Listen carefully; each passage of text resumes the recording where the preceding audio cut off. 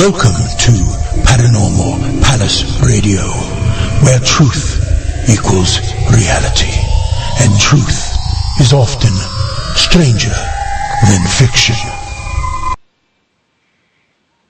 Hello everyone, welcome to Paranormal Palace Radio. This is your host, Royce the Redneck Radio Man, and joining me tonight's going to be Larry Flaxman, and he's the author of several books, including The Trinity Secret and The Deja Vu Enigma, if I'm not mistaken, amongst others.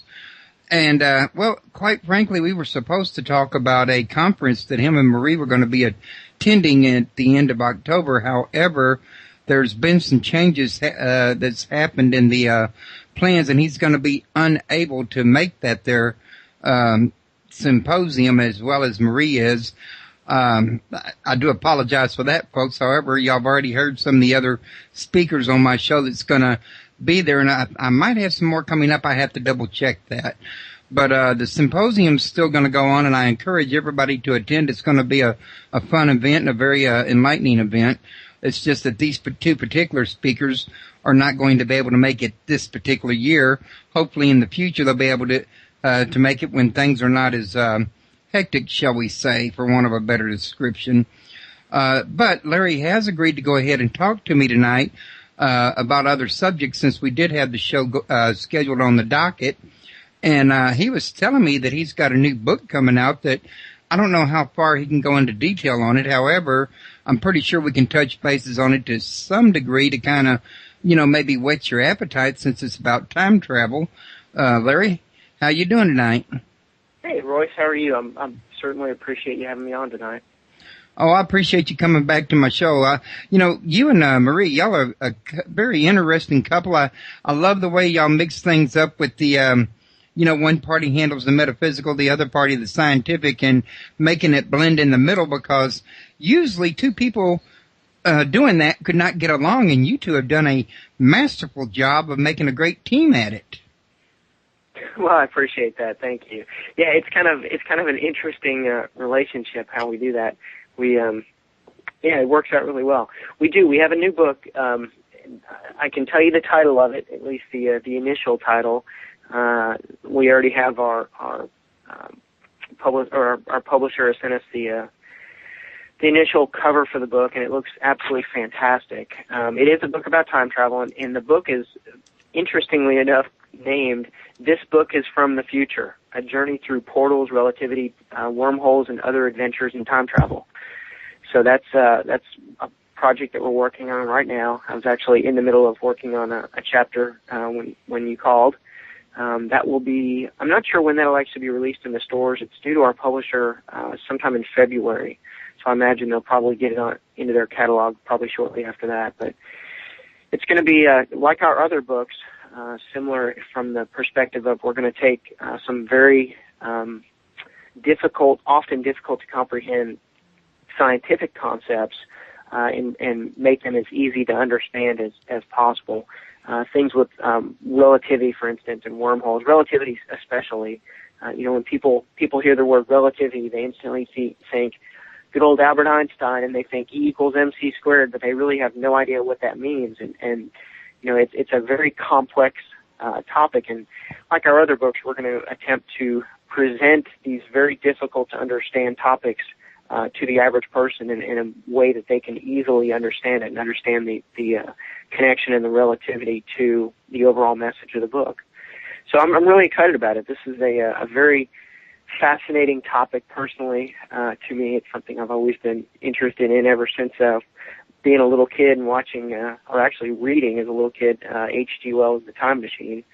It's always something I've had a utter fascination with, and I'm excited to be writing a book about it. Well, I got to tell you, I've had a lot of people tell me they were really interested in that particular topic. And now the understanding I have is space-time is a joined fabric. Is that correct? It depends on how you look at it. Every day it seems like science is coming out with revised rules. It seems scientists are coming up with revisions to long-standing ideas and tenets in the scientific community. For instance, dimensions, it's always been a very solid scientific law that we live in a three-dimensional world. Well, we don't. Scientists have since come out and actually said that, no, we actually live in a four-dimensional world. There's, of course, the three spatial dimensions and the one temporal dimension of time. So scientists are now actually recognizing time as being a totally separate dimensional entity in itself. There's also quite a bit of scientific research, believe it or not, that's being done about time travel itself.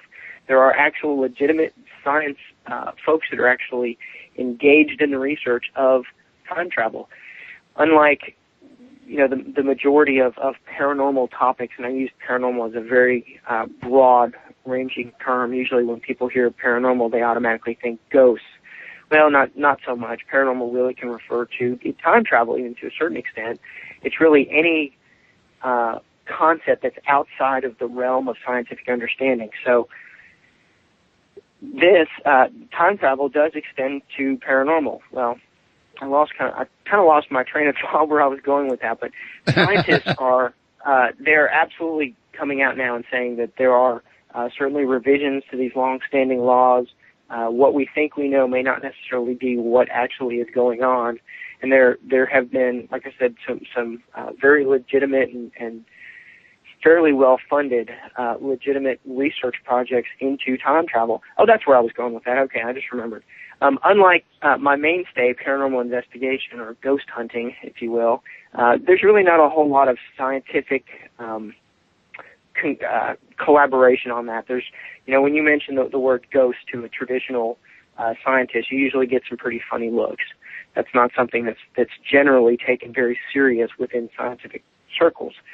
Unlike time travel, believe it or not, which actually is, time travel, it's far out of a concept as it might seem to you or me. It is something that our scientific brethren are actually taking seriously, and it's something that they believe is something that can very easily occur. In fact, there's been some experiments where they actually have successfully conducted time travel experiments. Granted, it was only a millisecond into the future that they were able to transport a photon, a light beam, into the future just by a millisecond. But I mean, it's a good basis. It's a good starting point. It certainly proves that study that they've done, that project, certainly proves that the theory is sound and that the possibility of us time traveling forward and backwards within the timescape is certainly possible if we can manage the scale. Yeah, I remember reading about that particular incident you're talking about, and I was like, that's really very, fascinating. I mean, granted, you're right, it's on a small scale, but as Mr. Spock once said on one of the Star Trek Next Generation shows, in order to landscape entire line, you only need to start with one flower. That's what that was, basically a starting point.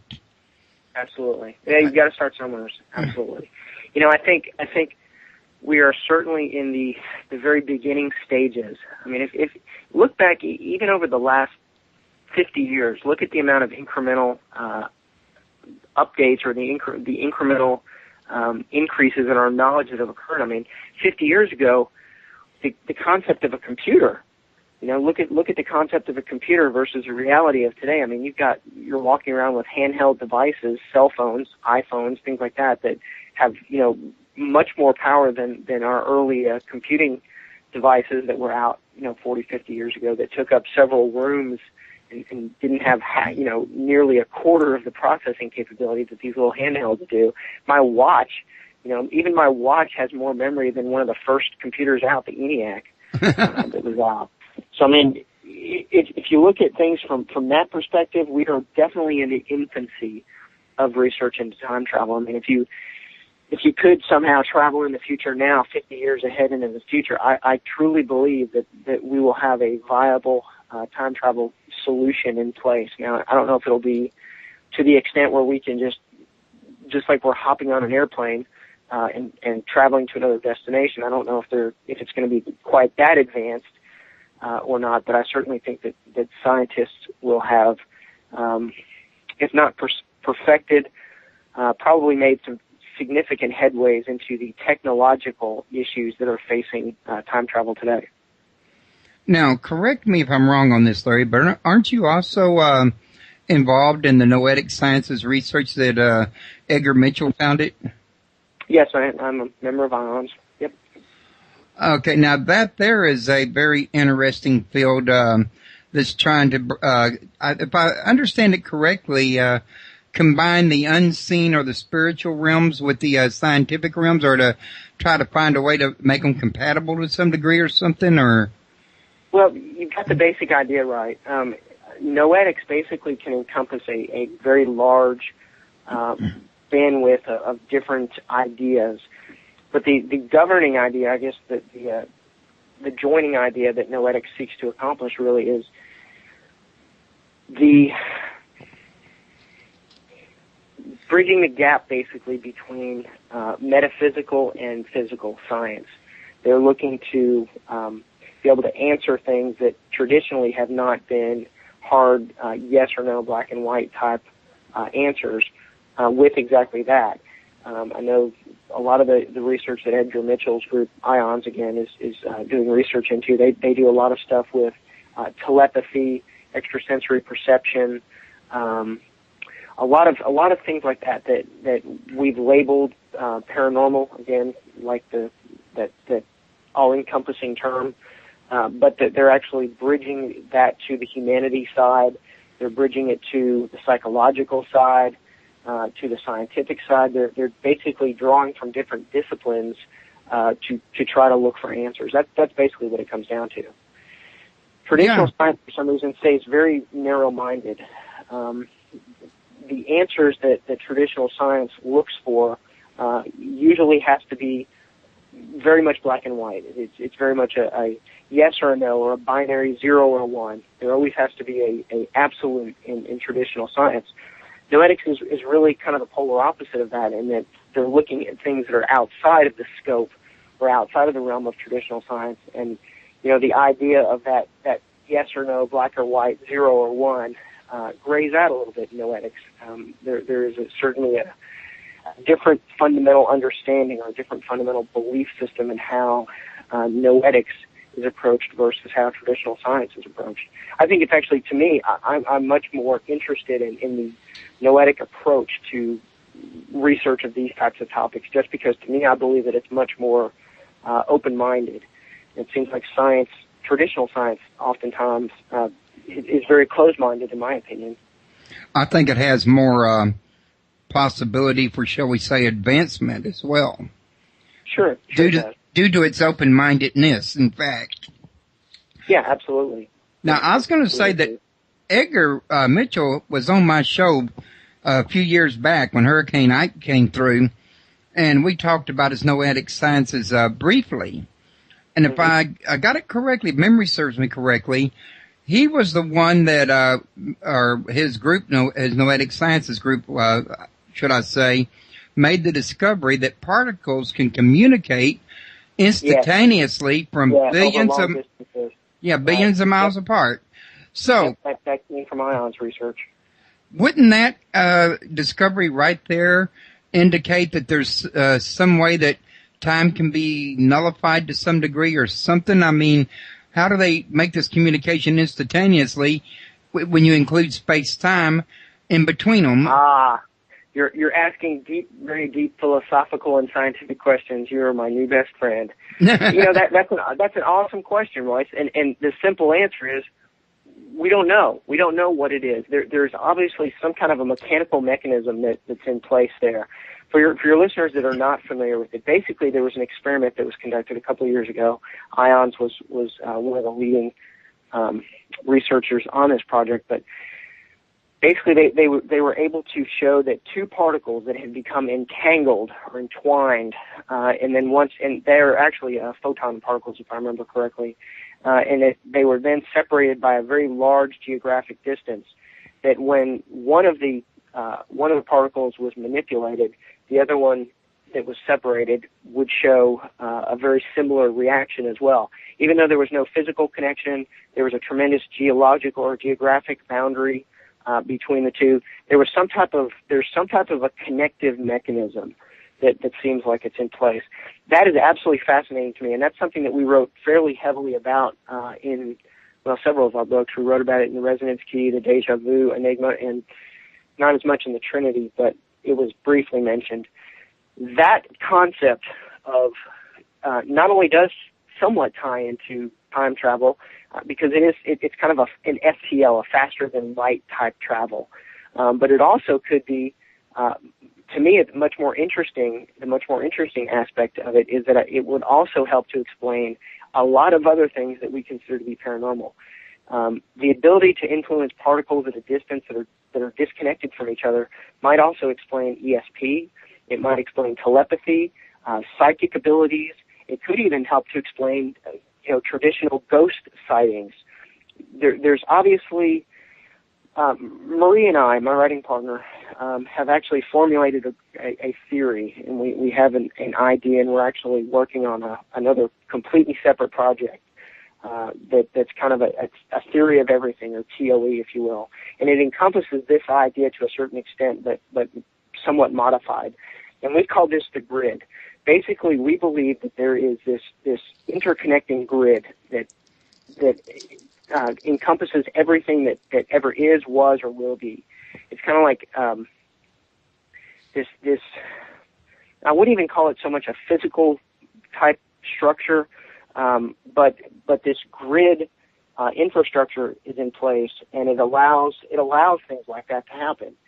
It's not something that's able to be measured. There's been people that have talked about similar concepts in the past. One of the ideas was Edgar Casey's idea of an Akashic field. That's what I was thinking. You sounded like. Yeah, that's very similar to what we've actually applied real science to in our grid theory. The Akashic field, people have called it ether or ether, the ether, the aether, things like that.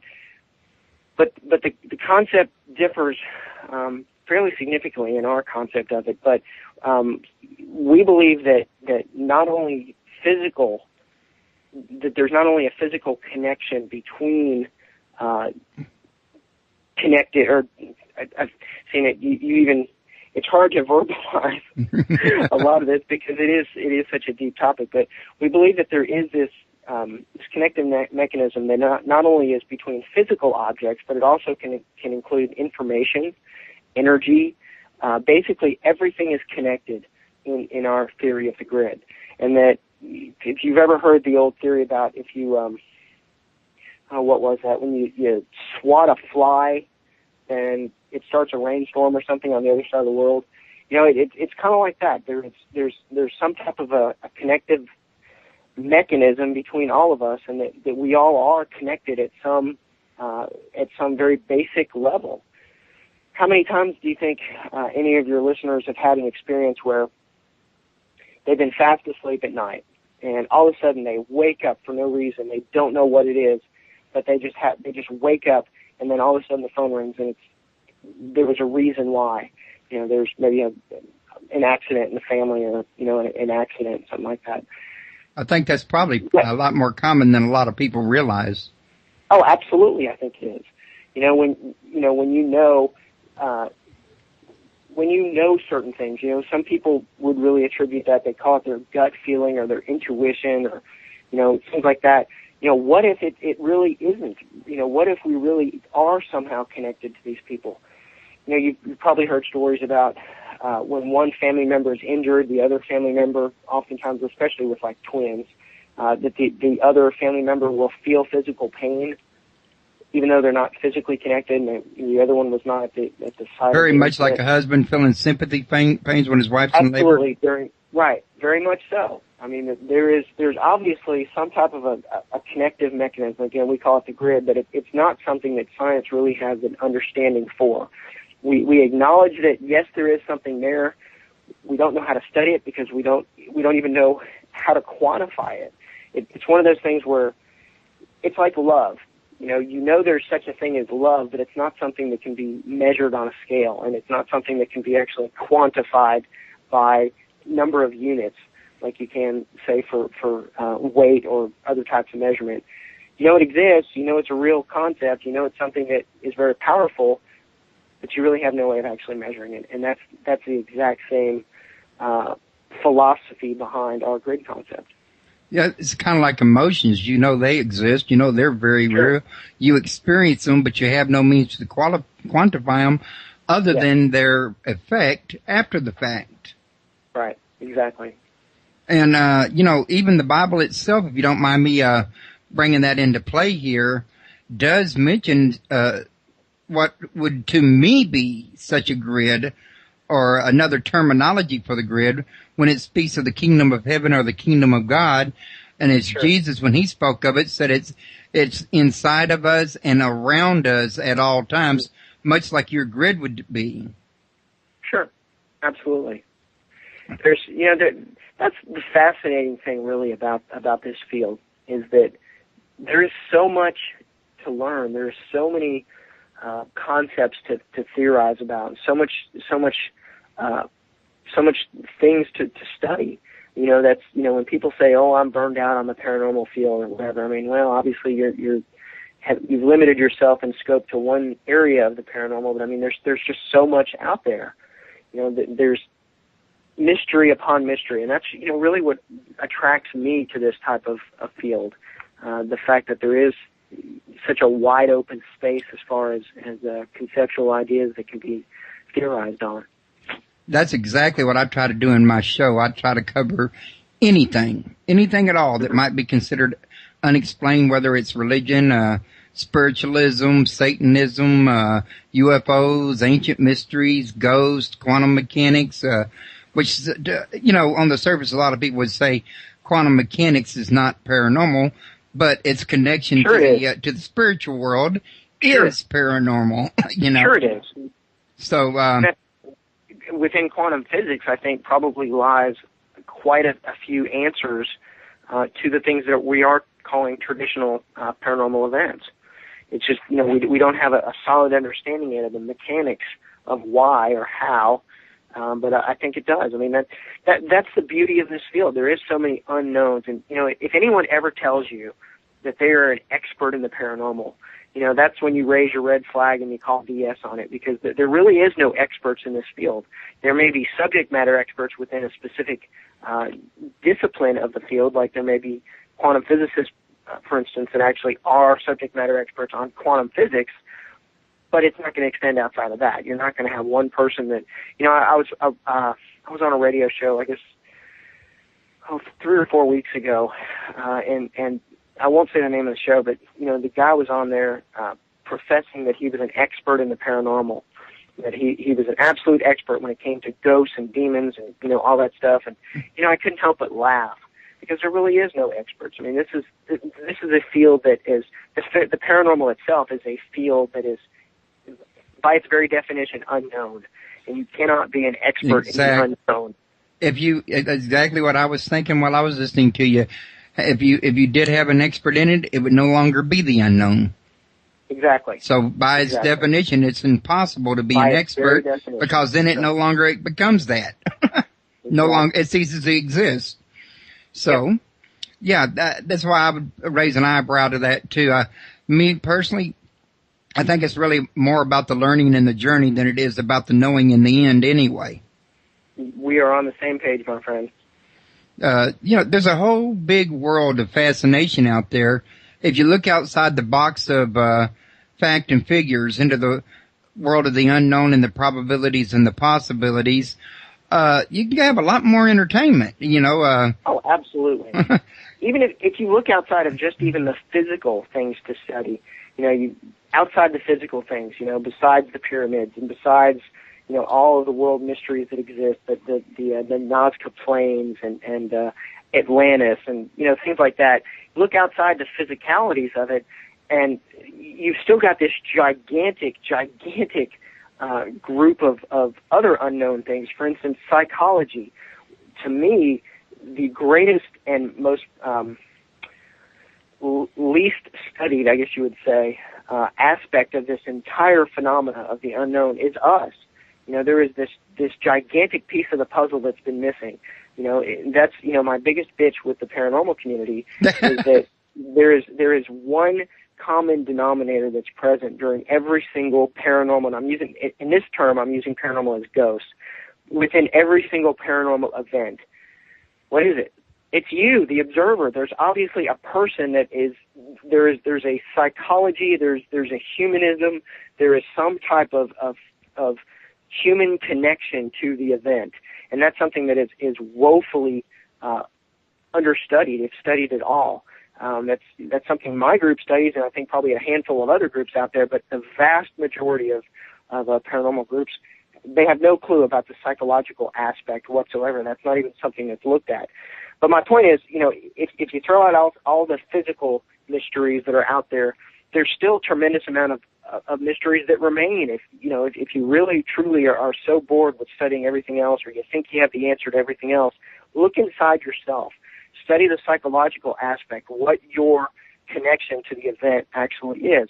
How is it that two people in a room standing together, how is it that one person can have a supposed ghost come up and touch him on the back of the neck, and the person standing right next to him doesn't?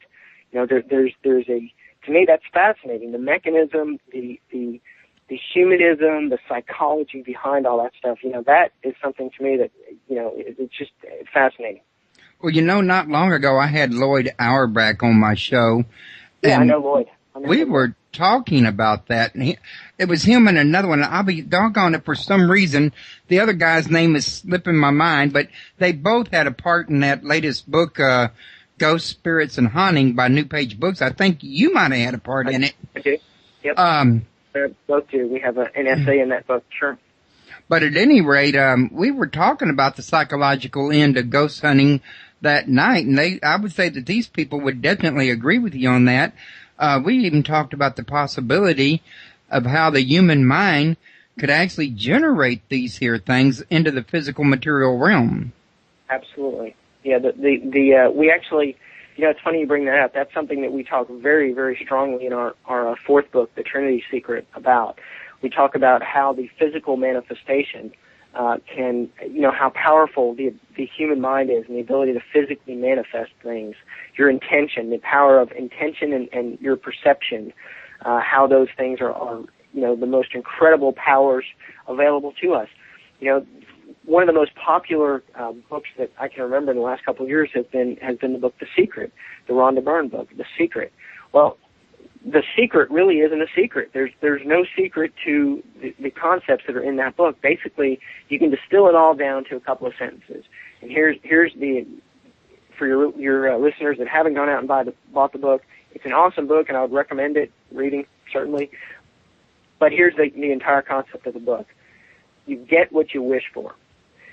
That's basically it. If you have an intention, if you strongly intend for something to happen, then the powers of the universe and the powers of human psychology and all of the things that we don't know somehow are able to mix all that together and to actually physically manifest your want. Of course, There's different levels of that. I mean, you really have to focus on it. You can't. That could be a whole show topic in itself. The power of intention is absolutely, without a doubt, the strongest power that is known to man, and it's something that is greatly misunderstood. It's something that's not been studied by traditional science, but it's something that we know to be a very viable and realistic thing. But that could be very, very much a part of that. The direction I was going with that was that the psychological aspect of a lot of these things is that, yes, perhaps not only are we an integral part of the experience, but perhaps we are actually creating the experience, or we are certainly some type of a trigger or some type of a tensor to the actual event itself. Maybe we are creating it somehow subconsciously. And in fact, there's been a lot of I wouldn't say legitimate research, but there's been a lot of research into the poltergeist phenomena, and I think the prevailing current ideas about poltergeist are that they are basically self-created entities that are designed basically subconsciously and manifested to reality by your intention, by a person's intentions. Well, not your intention, Royce, but they believe that it's primarily preteen females that are somehow able to. Perhaps it's a hormonal thing, right? Maybe some kind of a hormonal chemical connection to it, but it's a reality in that they are somehow able to manifest those things with their intention, much like what we're talking about. Well, yeah, I had Michael Clarkson on here a few months ago, and his book is called The Poltergeist Phenomena, And he goes into great detail about what you're describing right there about the mind. And he was mentioning that it was in teens, but he did say that he thought it was in male and female alike, and gave several cases for it. He talked about people actually being able to, with their minds, lift refrigerators, and he was tying together their emotions during their preteen or their adolescent years with their subconscious, and that they were really unaware that they were doing this. However, they were doing it nonetheless, was the only explanation he was able to come up with. Right. Which that sounds pretty fantastic, but, I think a lot of it has to do with the fact that a lot of people may not be aware. I know I don't understand the concept fully, but I have theories on it about how human conscious energy, thought energy, interreacts with the ether that can make these kind of things happen if you only understood how it worked. Sure. And that, again, that's the beauty of this field. I mean, there is so much unexplained, and there are so many different avenues of exploration that if one was inclined to do that, that's certainly something that certainly could use more research. Absolutely. Oh, I think a lot of this stuff could use more research. This is where I think science misses the boat at, is if it doesn't meet certain criteria, then it just doesn't even get looked into at all. And I think they missed something by doing that. I mean, I wouldn't ask science to say, hey, this is the true, actual, bona fide, concept without no backing, without being able to prove it. But I'm not talking about claiming it as a fact. I'm talking about being willing to investigate it. Right. Well, of course, there's certainly a stigma attached to certain things within the field. So, I think that's probably one of the greatest fears of scientists and folks that are in the field or that are in legitimate fields that are, that they're scared of their involvement because of what it could do to them professionally. I think that's changing. I think that the paradigm is slightly shifting, and that you're seeing serious people like the work that's being done at IONS and some of the folks that are involved in that. You're seeing those type of things like what we're talking about becoming more of a mainstream acceptable type idea. It used to be, 15, 20 years ago, if you mentioned anything about, if you ever mentioned that you were a ghost hunter or you were interested in a paranormal investigation, people would look at you like you were a nut job. And, with the advent of certainly with commercial television, with the shows that are out there, that's really been brought to mainstream culture. And same thing with, UFOs, cryptozoology, all those shows that are on TV that bring those type topics to the public's view have really helped to make those things more of a legitimate type modality for people to study. That plus radio shows like mine and Jeff Prince, Sure. Actually more so Jeff Prince and George Norrie, because God knows they're a lot more popular than my show. But any show, really anything you put on the internet of like our show, it's being recorded right now. It's going to go into the archive. It'll be there for prosperity. Search engines pick it up, and who knows who all's going to listen to it over the next 5, 10, 15 years that it's sitting there in the archive. Right. Anything on the internet's like that. That's why there's such so much information right at your fingertips, at your computer screen, because people like me and you add this here stuff and it stays there, and it just fills up search engines. Sure. To kind of tie this back in with the time travel stuff we were talking about, the internet is a really interesting, a really interesting thing. I was looking at a website the other day, the Google Wayback Machine, which allows you to look at websites, a snapshot of a website as it appeared on a specific date, X number of years ago. And it was really interesting. I was looking at the progression of eBay to watch it. I'm a big eBay fanatic, and to watch the progression of how the homepage on eBay changed over the past couple of years. And some might even argue that is a form of time travel in itself. You are information traveling back in time, that you're able to affect a type of one-way time travel to be able to view those things. And of course, that's certainly I would say that's very much a question to be answered, whether that's considered traditional real time travel or not. But it's interesting nonetheless. The internet, 50 years from now, our concept of the internet is probably going to be vastly different than what it is even today. Because over the span of the internet, I've been interested in computers and everything since I guess I was about 16, and before the internet was even around, I was on with my 300 baud dial-up modem, dialing into the bulletin boards, and I've seen the progression over the past 25 plus years from dial-up service of one person at a time connecting to these bulletin boards and leaving message postings for other people to the internet that we have today. And that's just been within the span of probably 25 years. And if you imagine 50 years from now, imagine the information that we have today on the internet and the amount of it that's on there, the terabytes and terabytes of data, information, and what we have today. Imagine that 50 years from now. So, maybe that will be a form of time travel 50 years from now, to be able to see kind of snapshots of what things were like, back in 2011, or back in the heyday of the internet, back in the early 80s, for instance. Don't know. Very interesting sociological question, I think, there. Well, you got me to thinking. I've heard before that when they look through telescopes, or however they do it, look back through time at the beginning to the Big Bang, the further back they go, they actually travel back through time. So right. Isn't that already a form of time travel, what they're doing to... It is, certainly. Yeah, I mean, light travels at a certain speed, and, the distance that some of the creations of stars that have occurred, things like that, the distance that we are from them, when the light just reaches us now, that could have been for planets that have been long gone for millions of years, but the light from the creation of it or whatever is just now reaching us. Sure, that's a form of time travel. You're looking at, I think it is anyways, you're looking at information, you're looking at a snapshot, again, like, what I was seeing on the internet, but you're seeing a snapshot of something that occurred, 20 million years ago. It may not still be in existence, but it's still, it's a form of time travel, I believe, certainly. Well, yeah, it's like an image of time travel in nature. Sure.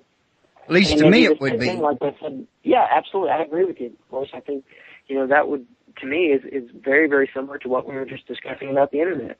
When you look at these websites that were when they were first designed and compare them with now, to me, that's a form of time travel too. I mean, it's a one-way form of time travel, but it's still nonetheless very similar to that. Yeah, it is one way. It's all backward, but in the same token, if you were to follow that light beyond our point where we're at, it would be going future. Can you even follow that light forward? I don't know. That would be a good question. That'd be a good one for me too, but the thought occurs to me that that's an indication that yes, there is a possibility of this time travel, but you'd probably have to, I would think, and I'm no scientist, so I'm really probably not qualified to say, but it would seem to me like if you were going to travel through time, you would have to probably break the speed of light to do it. Oh, absolutely. Yeah, you absolutely would have to. The some of the research that we've come across in the research for this book has said, and of course, again, there are no experts in this field, and this is really very much of an unknown still, but that the prevailing theory out there is that in order to travel back in time, that you would only be able to travel back as far as the creation of the machine itself.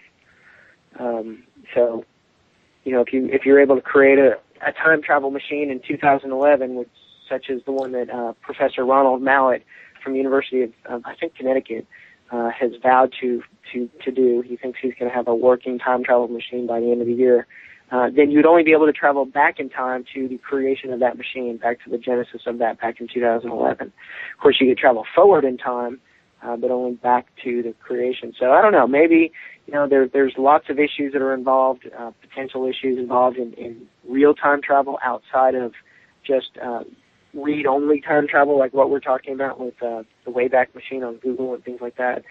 When you start talking about being able to really time travel physically, forward or backwards in time, you have to talk about paradoxes, time paradoxes, the possibility of you screwing something up and never being born, therefore how did you time travel in the first place? That's a huge paradox in itself. Going back in time, killing your grandfather, you never were born, therefore you never time traveled back in time, you never killed your grandfather, and it's kind of this repeating cycle. There's still a lot of issues to be worked out with time travel. Conceptually, I think that it's certainly, something that scientists obviously have taken a great belief in because of the amount of research that's occurring right now. But, I think there's still so many issues, so many unknowns that, it's impossible at this point to say, this is what time travel will be like in 50 years, or we absolutely will be able to travel back in time before the creation of the time machine, or back to the beginning of time, or back to the dinosaurs. We just don't know at this point. This is true, but I tell you what, at least it seems to me like in today's world, we got more great minds working on it than we had, say, 100 years ago. Absolutely. So, that gives it a lot of possibility. And I've talked to some people on my show about this here who feel like you could possibly time travel without a machine during astral travel. Yeah, absolutely. That's another concept that people have floated out there about time traveling. And we talk about that in this upcoming book, about how people may actually be time traveling today via dreams, astral travel, things like that. Certainly that's an idea. There have been people that have claimed to have astrally traveled back and forth in time and provided great details about historical events that have occurred in the past that have been able to been corroborated with research. So, that brings up that question, again, is there some sort of a connective grid mechanism that somehow these people were able to jump on and access, and they were able to pull information from the future or from the past, or from this great storehouse of information like the Akashic files that Edgar Cayce speaks of. But that is absolutely something that we do talk about. That's something that I think is certainly a real possibility. That is, again, that would probably fall outside of the realm of physical time travel. That would certainly be one more of a psychological astral type thing. People talk about astral travels and they talk about dream travel and things like that. And I think this is really no different than that. I mean, it's certainly a concept that seems like it would have potential reality in, but there hasn't been a whole lot of research in that aspect of it. Most of traditional science that's focusing on time travel now, like I mentioned, Dr. Mallet, is focused on the physical aspects of time travel, how to physically transport a human being or a particle, photon, whatever, back and forth in time, rather than being able to dream about it. Now, before we go too much further, because we got like 15 minutes or 18 minutes remaining, I wanted to make sure that I mentioned your website. Well, you got more than one. One of them is www.rpast.org, and I'm putting that in the chat room, by the way. I'm putting all these in the chat room. And you also have www.paraexplorers.com. And I wanted to also mention to everybody that if y'all want to know more about the symposium that's going to be coming up at the 25th of October through the 31st, y'all could go to www.aspesymposium.com, and all the information that's there about all the speakers and all the events and how to get tickets for it and get set up to go. And I'm pretty sure they could probably give you ideas of where you could stay while you're there, since it is a 5 or 6 day event. And I didn't want to forget to put these, into the chat room. I wanted to also ask you if there's anything that I didn't think to talk to you about that you'd like to tell the guests about, any projects or, anything else you got coming up. Oh gosh, we always have something going on. Well, we are Marina are about to release a line of ebooks. We've got a bunch of ebooks that we're going to try kind of our experiment with Kindle and Nook, see how we go with that. Our publisher, I think, is already doing that to a certain extent. I know they're doing it with the one on Amazon. What is that? The Kindle, the Amazon Kindle. I know they're publishing, I want to say three of our 4 books right now in that format. And I think Barnes & Noble, they're the ones with the Nook, I think. They're publishing, I think, all of our books in Nook format. But we have a line of ebooks that we're going to be producing, self-publishing these. We're not actually using a publisher. We're going to try to eliminate the middleman and do it ourselves and see what happens with that. But I think you're going to provide them at your website? Yeah, you'll have the ability to buy them at our website, but that's going to be kind of, I'm excited about that. We actually asked our publisher if they would be interested in doing that, and our publisher New Page really is, they're great, but they focus on just traditional paper publishing, and we really wanted to do a multimedia type project where we could have video, music, sound. We could actually have a much more enchanted type experience than you would just get from reading a physical book. So the idea behind us getting the ebooks is that we're able to encompass some different things and some different technologies that we want to include in that, where people can get kind of an immersive experience in those. So working on that. We have a movie that is in pre-production right now. We have the screenplay that we have produced. It's called 19 Hertz. I believe the budget's been approved. They are working on casting, if I'm correct. I think they're actually in the casting process for that. So look for that in the movie theaters before too long, hopefully. Staying busy. We still write for several magazines that are out there. We write for New Dawn magazine, a couple other ones too. Paranormal magazine. Gosh, what else? There's always something. I mean, we're always working on some kind of a project between all of our writing stuff and everything that the research that I've got with our past going on. There's always something new. Yeah, I know y'all always got books coming out. I know Marie told me one day that Nick put out more books than anybody she knows, but it seemed to me like she almost keeps up with them. Yeah. Actually, both y'all write a lot of y'all's together. Right. But yeah, y'all make some very, very interesting books too. I got to tell you, I've read The Trinity's Secret, and I can tell you it was very fascinating.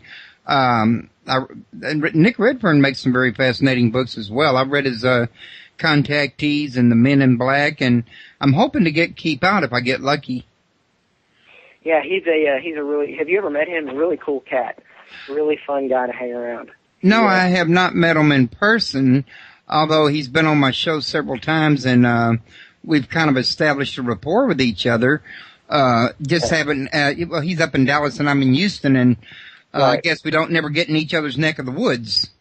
Yeah, I have a blast talking to him and Ken Gerhard. I'm very proud to say they're both good friends of mine, and it's very enlightening for me to be able to talk to folks that are really that are engaged in research of things that I really haven't focused that heavily on, like Nick with the UFO type thing, Ken with the cryptozoology type projects that he does.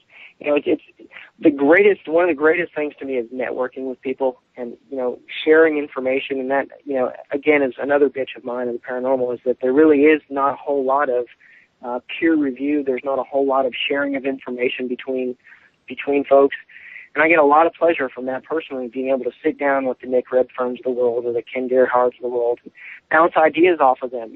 I've always been interested in UFOs. I've always been interested in crypto stuff, but, I'm far from being as knowledgeable as those two folks are. So it's awesome for me to be able to sit down in a room, ask them questions, and, they ask me questions about the things that I probably have more experience in than them. And I wish that happened more in this field. I wish there was more groups that were out there that were willing to sit down and actually share information, rather than, it seems like the very first thing that happens when a group goes out and does a paranormal investigation and they think they found a spectacular photograph or something, the very first thing they do is slap their little logo on it, put it on their website, and that's it. They automatically proclaim, this is a full-bodied apparition captured at blah, blah house at such and such time and date.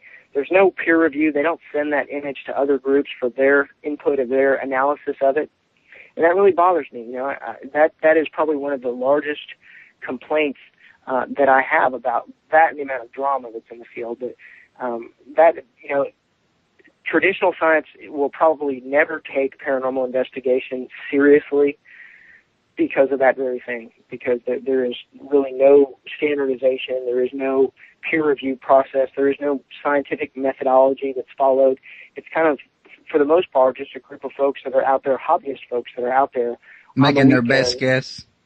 Yeah, not only just taking their best guess, but it seems to me like a lot of these groups really are not. They don't have the educational background. They don't have any kind of scientific. They haven't even gone beyond Chemistry 101 maybe in high school. But not even just that. To me, it seems like a lot of the groups that are out there, and I know there are legitimate groups out there, but it seems like more groups are represented that are strictly out there just to scare the crap out of themselves. You know, that it's really more of a social type event for them than it is a research event. It's a way to get away on the weekends and just get the crap scared out of them and have fun than it is for conducting serious scientific research. I mean, people watch the shows on TV, and of course it glamorizes ghost hunting, paranormal investigation. It makes it look like it's nonstop action, and that it's one thing after another. And you know, in a 60-minute episode, you know, it's you watch as things unfold one after another. Well, I can tell you that's not reality. That's not the way it happens.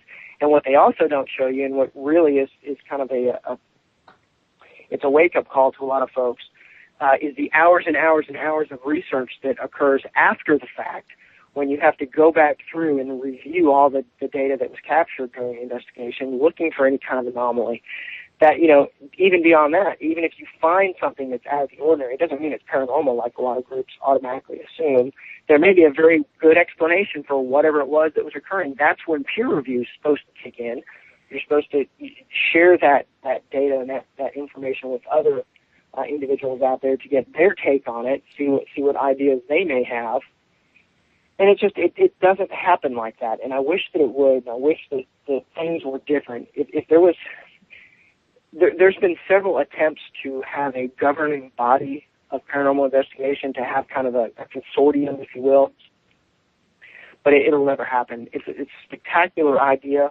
You know, I think it's one that's greatly needed. I wish we had some standardization. I wish there was methodologies that were followed that everyone could easily have a reference to and follow. But the problem is there's too many egos in this field. There's too many mom and pops that don't have the money to buy standardized pieces of equipment. It's never going to be taken seriously. And I say that, and I hate that, but that's the unfortunate reality of the situation. I know what you mean. I tell you what, I'm actually the South Texas director over at United Paranormal International, and the one thing I like about that group is that they want to have everybody's input. They don't want to, down anybody's ideas, or, nobody can really technically be right or wrong. They admit that we're dealing with the realm of the unknown, and their objective goal is to solely to investigate and get each other's feedback and try to see what they can conclude from it, rather than, approaching it, well, I've done this and this is what this is, in other words. You know what I'm saying? Sure. So I like to put a plug in for United Paranormal International every time I get a chance, because, well, I think they're doing a good thing out there, and I think people should know about them. Well, I think that's great. That's awesome that there are other groups out there like your group and my group, but unfortunately, Royce, I think we are probably the minority. Yeah, I would agree. The vast amount of folks that are out there, they watch the shows on TV. It gets them excited. They get interested in paranormal investigation. They start their own group. They find out that it's not quite what they see on TV, or they continue on their group as a social type event. But we see, especially around October, with I do a lot of radio shows during the month of October, obviously because of Halloween. People want me to get on and talk about ghosts and ghost hunting and all that stuff. And when I get on and I talk about the science of ghost hunting and talk to folks about the reality of what it's actually like, and we usually get a pretty strong upsurge in membership during the month of October. But then when we get folks into training and we actually take them out on a couple of test investigations, and they realize that it's a hell of a lot of work, that it's actually not, it's not all just fun and games and sitting around joking, that there's a lot of actual work that goes into it. People lose interest in it. They it's not something that they want to put any resources into or put any kind of real focus on. And it's unfortunate, but it is what it is. And it's, I've been in the paranormal field for about 15 years now, and it's, I've seen the upswing and the downswing, and it seems like, paranormal research, not just ghost hunting, but paranormal research kind of it ebbs and flows with the tide. I mean, it seems like it's a cyclical thing very much. There's certainly periods of time where it's much more popular, and you start seeing tons and tons of groups that are popping up to do ghost hunting, for instance. But then you see, for every 10 groups that start up, then you see 9 of them that shut down within a couple of months. And it's, I've seen that year after year after year. That really hasn't changed. Yeah, and I imagine it's probably very discouraging for you. Well, not really.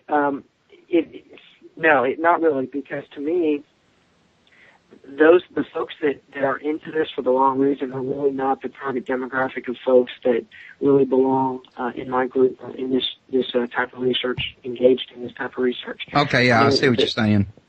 Yeah, I mean, the people that we end up weeding out through attrition, or that end up leaving around a corner or whatever, are generally not the long-term people that we really want involved in our organization anyways.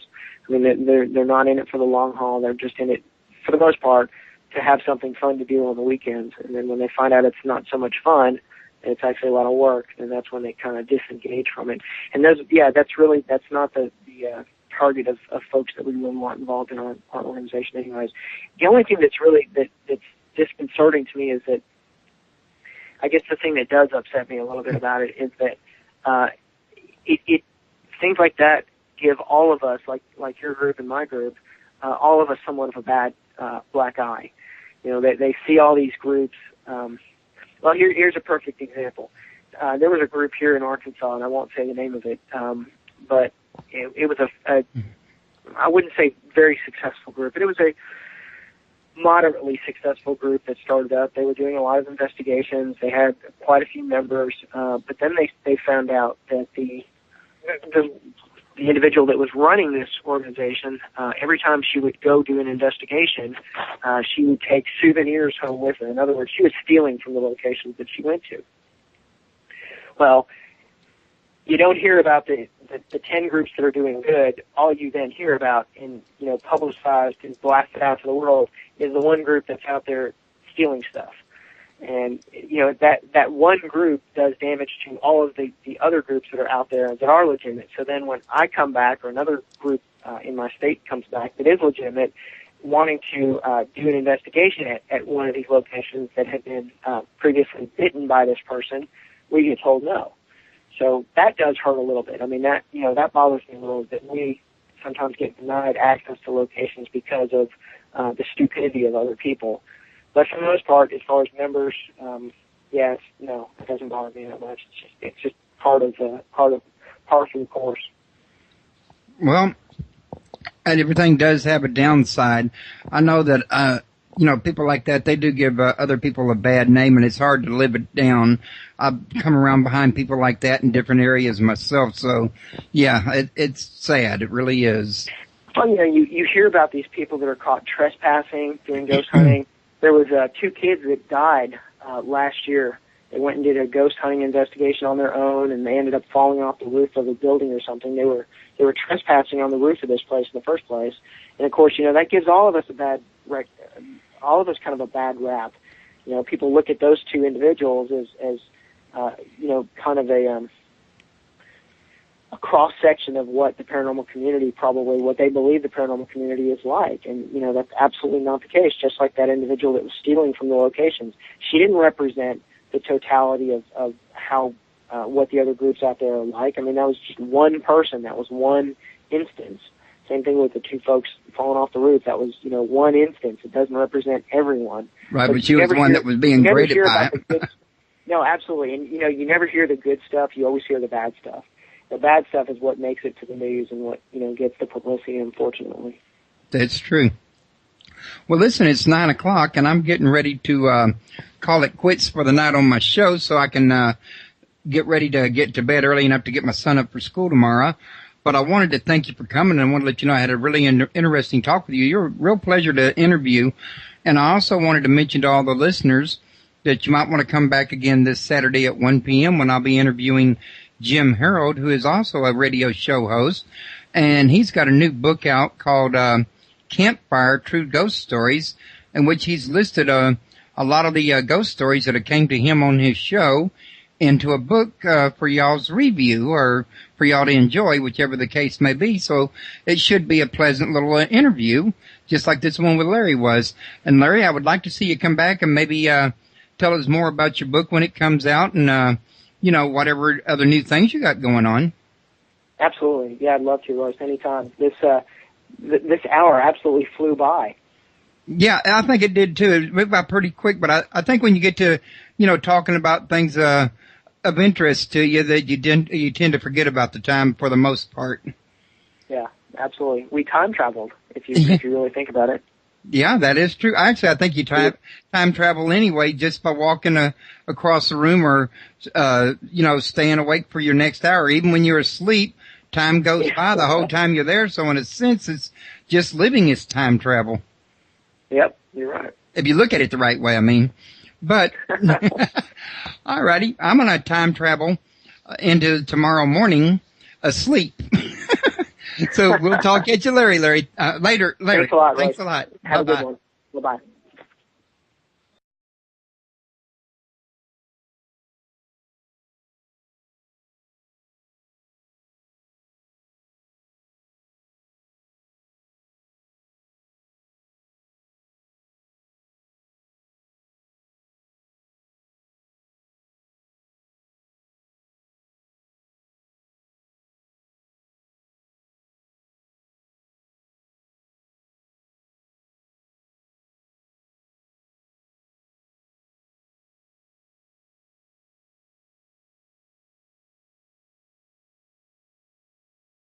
Coming up with revisions to long-standing ideas and tenets in the scientific community. For instance, dimensions. It's always been a very solid scientific law that we live in a three-dimensional world. Well, we don't. Scientists have since come out and actually said that, no, we actually live in a four-dimensional world. There's, of course, the three spatial dimensions and the one temporal dimension of time. So scientists are now actually recognizing time as being a totally separate dimensional entity in itself. There's also quite a bit of scientific research, believe it or not, that's being done about time travel itself. There are actual legitimate science folks that are actually engaged in the research of time travel. Unlike the majority of paranormal topics, and I use paranormal as a very broad-ranging term. Usually when people hear paranormal, they automatically think ghosts. Well, not so much. Paranormal really can refer to time travel, even to a certain extent. It's really any concept that's outside of the realm of scientific understanding. So this time travel does extend to paranormal. Well, I kind of lost my train of thought where I was going with that, but scientists they're absolutely coming out now and saying that there are certainly revisions to these long-standing laws. What we think we know may not necessarily be what actually is going on, and there have been, like I said, some very legitimate and fairly well-funded legitimate research projects into time travel. Oh, that's where I was going with that. Okay, I just remembered. Unlike my mainstay, paranormal investigation or ghost hunting, if you will, there's really not a whole lot of scientific collaboration on that. There's, when you mention the word ghost to a traditional scientist, you usually get some pretty funny looks. That's not something that's generally taken very serious within scientific circles. Unlike time travel, believe it or not, which actually is, time travel, as far out of a concept as it might seem to you or me, it is something that our scientific brethren are actually taking seriously, and it's something that they believe is something that can very easily occur. In fact, there's been some experiments where they actually have successfully conducted time travel experiments. Granted, it was only a millisecond into the future that they were able to transport a photon, a light beam, into the future just by a millisecond. But I mean, it's a good basis. It's a good starting point. It certainly proves that study that they've done, that project certainly proves that the theory is sound and that the possibility of us time traveling forward and backwards within the timescape is certainly possible if we can manage the scale.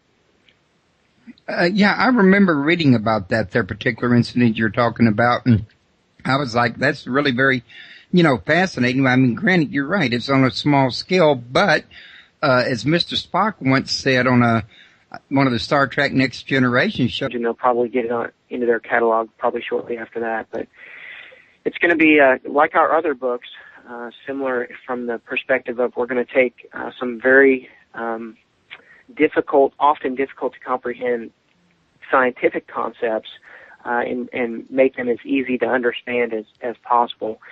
Things with relativity, for instance, and wormholes. Relativity especially. When people hear the word relativity, they instantly think good old Albert Einstein, and they think E equals MC squared, but they really have no idea what that means. And it's a very complex topic. And like our other books, we're going to attempt to present these very difficult to understand topics to the average person in a way that they can easily understand it and understand the connection and the relativity to the overall message of the book. So I'm really excited about it. This is a very fascinating topic personally to me. It's something I've always been interested in ever since being a little kid and watching, or actually reading as a little kid, H.G. Wells' The Time Machine. It's always something I've had a utter fascination with, and I'm excited to be writing a book about it. Well, I got to tell you, I've had a lot of people tell me they were really interested in that particular topic. And now the understanding I have is space-time is a joined fabric. Is that correct? It depends on how you look at it. Every day it seems like science is coming out with revised rules. It seems scientists are on the docket. And he was telling me that he's got a new book coming out that I don't know how far he can go into detail on it. However, I'm pretty sure we can touch bases on it to some degree to kind of, maybe whet your appetite since it's about time travel. Larry, how you doing tonight? Hey, Royce, how are you? I'm certainly appreciate you having me on tonight. Oh, I appreciate you coming back to my show. You and Marie, y'all are a very interesting couple. I love the way y'all mix things up with the one party handles the metaphysical, the other party the scientific, and making it blend in the middle, because usually two people doing that could not get along, and you two have done a masterful job of making a great team at it. Well, I appreciate that. Thank you. Yeah, it's kind of an interesting relationship how we do that.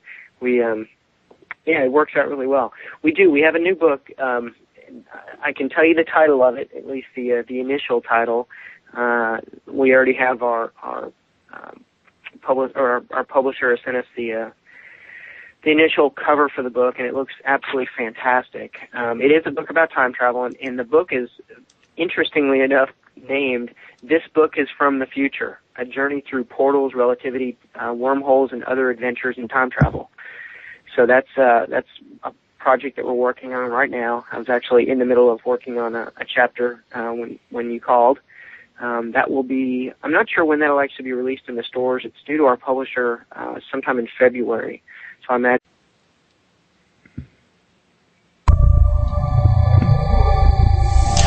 Welcome to Paranormal Palace Radio, where truth equals reality, and truth is often stranger than fiction.